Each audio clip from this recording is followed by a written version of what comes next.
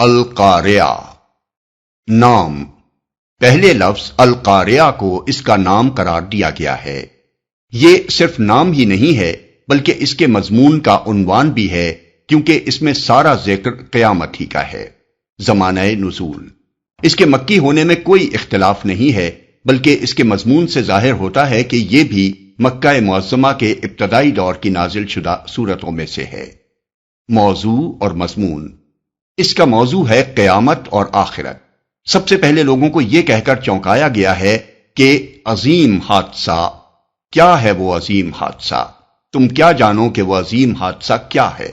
اس طرح سامعین کو کسی ہولناک واقعے کے پیش آنے کی خبر سننے کے لیے تیار کرنے کے بعد دو فقروں میں ان کے سامنے قیامت کا نقشہ پیش کر دیا گیا ہے کہ اس روز لوگ گھبراہٹ کے عالم میں اس طرح ہر طرف بھاگے بھاگے پھریں گے جیسے روشنی پر آنے والے پروانے بکھرے ہوئے ہوتے ہیں، اور پہاڑوں کا حال یہ ہوگا کہ وہ اپنی جگہ سے اکھڑ جائیں گے، ان کی بندش ختم ہو جائے گی اور وہ دھنکے ہوئے اون کی طرح ہو کر رہ جائیں گے۔